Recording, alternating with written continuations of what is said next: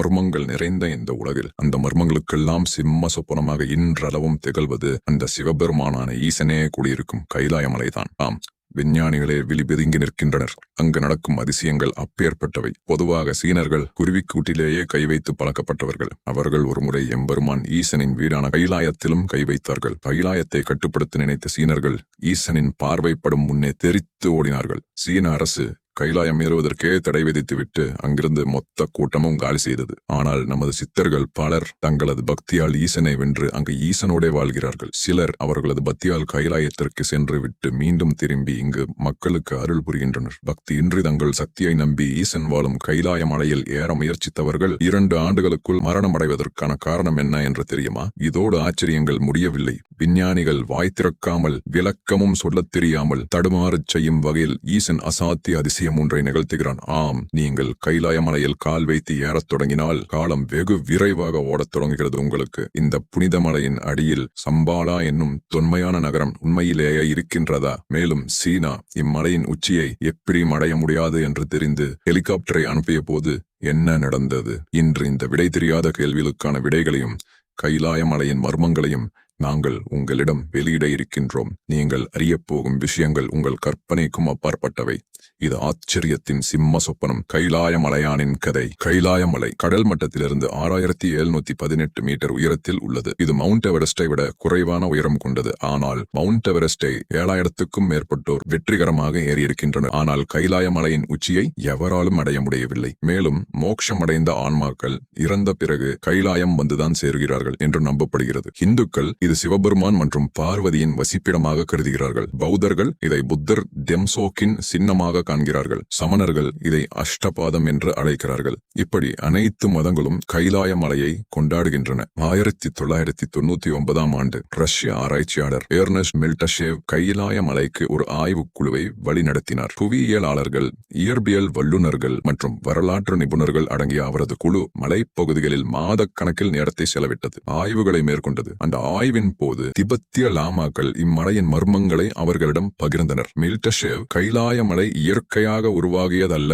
மாறாக இது மனிதனால் கட்டப்பட்ட ஒரு மிகப்பெரிய பிரமிட் என்றும் பல சிறிய பிரமிடுகள் இதில் உள்ளன என்றும் முடிவு செய்தார். அவர் தான் எழுதிய நாம் எங்கிருந்து வந்தோம், வேர் டு வி கம் ஃப்ரம் என்ற புத்தகத்தில் இந்த பகுதியில் அதிகமானதொரு இயற்கைக்கு அப்பாற்பட்ட அமானுஷ்யமான செயல்பாடுகள் இடம்பெறுகின்றன என்று குறிப்பிட்டுள்ளார். மில்டஷேவ் மற்றும் அவரது குழுவினர் மலையில் இருந்து வினோதமான மக்களின் குரல் போன்ற விதவிதமான சப்தங்களையும் பாறைகள் உருளும் சப்தங்களையும் கேள்விப்பட்டதாக கூறினர். அவர்களுக்கு மலையின் உள்ளே நிச்சயமாக யாரோ வாழ்ந்து கொண்டிருக்கிறார்கள் என்ற உணர்வு தோன்றியது. ஒருவேளை அதுதான் சம்பாலா நகரமா என்று நாம் கணிக்க வேண்டியதுள்ளது. கைலாய மலைக்கு சென்ற பயணிகள் இன்னொரு வினோதமான அனுபவத்தையும் பகிர்ந்துள்ளனர். ஆம், அங்கு காலம் மிக வேகமாக நகர்கிறது என்று கண்டுபிடித்தனர். அவர்களின் தலைமுடி மற்றும் நகங்கள் மிக வேகமாக வளர்ந்துள்ளன. சில நிமிடங்களில் 2 வாரங்களுக்கு சமமான வளர்ச்சி காணப்படுகிறது. உங்களுக்கு புரிகிறதா? ஒரு நிமிடம் ஏறிவிட்டு ஒருவர் தனது முகத்தை தடவி பார்த்தால் 1 வாரம் வளர வேண்டிய ரோமங்கள்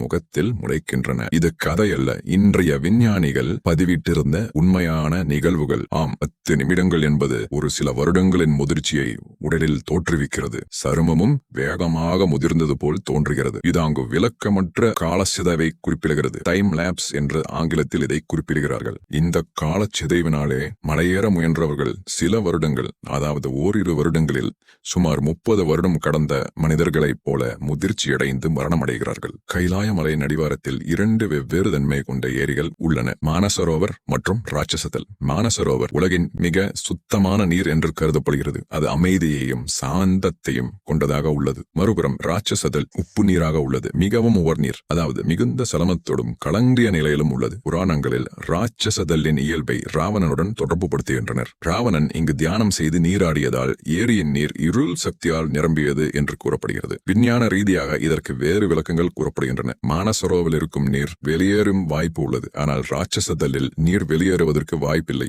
ஆகவே இந்த வித்தியாசம் என்று கூறுகிறார்கள். எட்டி அல்லது இமாலய பனிமனிதன் என அழைக்கப்படும் ஒரு மர்மமான மனிதன் கைலாய மலைக்கு அருகிலுள்ள பகுதிகளில் வாழ்கிறான். அங்கு வாழும் மக்கள் அவனை பார்த்ததாக கூறுகின்றனர். ஆம், சிலர் அதை ஒரு பெரும் கரடி என நம்புகிறார்கள். சிலர் அதை ஒரு காட்டு மனிதன் அல்லது தொன்மையான உயிரி என்று கருதுகிறார்கள். ஆனால் அது கிருஷ்ண பரமாத்மாவால் இறப்பில்லாமல் இன்னல் பட சபிக்கப்பட்ட அஸ்வத்தாமன் என பலரால் நம்பப்படுகிறது. இதில் மேலும் ஆச்சரியம் என்னவென்றால், இந்திய ராணுவ வீரர்கள் ஒருமுறை இந்த மனிதனின் பாத சுவடுகளை படம் பிடித்து நம்மை ஆச்சரியத்தில் ஆழ்த்தினர். இது இம்மலையின் மர்மத்தை மேலும் அதிகரிக்கிறது. கைலாய மலை ஆக்சிஸ் முண்டி என்றும் அழைக்கப்படுகிறது. இதன் பொருள் பூமியின் மையம் அல்லது வானமும் பூமியும் சந்திக்கும் இடம் என கூறலாம். கைலாயம் பிரபஞ்சத்தை இணைக்கும் ஒரு புனித ஆன்மீக சக்தியின் மையமாக நம்பப்படுகிறது. இதற்கிடையில் கைலாய மலையை தனது வீரர்களை வைத்து ஏறுவதில் தோல்வியடைந்த சீன அரசாங்கம் உலகின் மிக புகழ்பெற்ற மலையேறுபவர்களில் ஒருவரான ரெயின்ஹோல்ட் மெஸ்னரை அழைத்தது. ஆனால் அதற்கான அழைப்பை அவர் அன்புடன் மறுத்தார். அதற்கு அவர் கூறிய காரணம் அந்த மலைக்கும் அந்த மலையின் புனிதத்திற்கும் அவர் கொடுத்த மரியாதை. இதனால் மிகவும் அதிருப்தி அடைந்த சீன அரசாங்கம் இறுதியில் தனது அகங்காரத்தை காட்ட எண்ணியது. ஆம், கைலாய மலையின் உச்சியை ஆராய ஹெலிகாப்டரை அனுப்பலாம் என்று முடிவு செய்தது. இதற்கான ஏற்பாடுகளில் ஹெலிகாப்டர் நீண்ட நாள் பொறுமையாக காத்திருந்து சரியான காலநிலையில் புறப்பட்டது. காற்றும் மேகங்களும் இல்லாத சமயத்தில் அவர்கள் பறந்தனர். ஆனால் திடீரென கணிப்பிலேயே இல்லாத காலநிலை மாற்றங்கள் ஏற்பட்டன. ஆம், மிகப்பெரிய பனிச்சரிவுகளும் மேலும் திசை காட்டும் திசைமானிகள் அனைத்தும் செயலிழந்தன. அதிர்ச்சியடைந்த சீன அதிகாரிகள் இந்த முயற்சியை நிறுத்தும் நிலைக்கு தள்ளப்பட்டனர். இது அவர்கள் மாபெரும் தோல்வியாக கருதினர். வேறு வழியே இன்றி அந்த முயற்சியை நிறுத்திவிட்டு வீடு திரும்பினர். இது கைலாய மலையை ஆளும் ஈசனின் தன்மையை நிரூபித்தது. இதன் பிறகு உயிரை பணயம் வைக்க விரும்பாத சீன அரசு இந்த மலையின் புனிதத்தினாலும் அதை பாதுகாக்கும் நோக்கத்தினாலும் நாங்கள் இதை ஏற இனிமேல் தடை விதிக்கிறோம் என்று பூசி முழுகியது. கைலாய மலை இதுவரை எவராலும் துறப்படாத மிக புனிதமான மற்றும் மர்மங்களால் சூழப்பட்ட உலகின் மிகச்சிறந்த இயற்கை அற்புதங்களில் ஒன்றாகவே இன்று வரை உள்ளது. நீங்கள் இதுவரை கேட்ட அனைத்தும் ஏதோ புராணக் கதையோ கட்டுக்கதையோ அல்ல. உலகின் தலைச்சிறந்த அறிவியல் நிபுணர்கள் தொகுத்து வழங்கிய தொகுப்புகளே. ஆம், அவர்களால் இதுவரை இதற்கு விடை கண்டுபிடிக்க முடியவில்லை. அந்த இடத்தில் என்ன நடக்கிறது, யார் இருக்கிறார் என்று அவர்கள் கேள்வி கேட்டாலும் அது நமக்கு தெரியும். இது ஆன்மீகமும் இயற்கையின் அதிசயங்களும் ஒன்று சேரும் ஒரு புனித தலம். ஆம், சாத் அந்த சிவபெருமானின் இருப்பிடமே அந்த கைலாய மலையாகும்.